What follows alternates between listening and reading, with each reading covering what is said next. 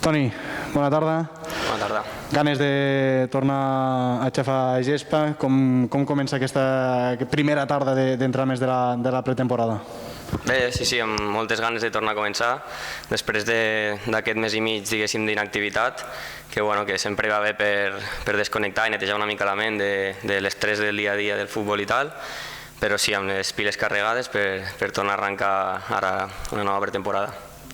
Ho dic de memòria, però crec que l'últim partit de la temporada parlàvem amb tu per tancar una mica de la temporada i ja preguntàvem per la temporada vinent, de si era una temporada pels joves, per la gent de la casa, a més.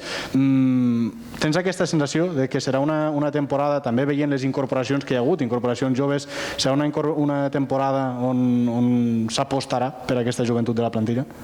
Doncs sí, al final, com tu dius, veient una mica la política de fitxatges que s'està portant, doncs és un plus extra, diríem, de motivació, perquè veus que s'estan incorporant molts jugadors joves i s'està donant peu també a l'entrada de jugadors de la casa i bé, evidentment, doncs, és una alegria i una motivació, com et dic, per veure si podem demostrar aquest any que es pot comptar amb la gent de casa i amb gent jove i fer un bon projecte.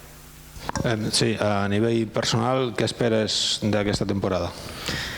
Doncs suposo que com tots els meus companys, a nivell personal jugar al màxim de minuts possible i al màxim nivell possible, però al final crec que tots hem de deixar de banda una mica les expectatives personals i posar el focus en l'objectiu col·lectiu, que és com s'aconsegueixen al final les fites.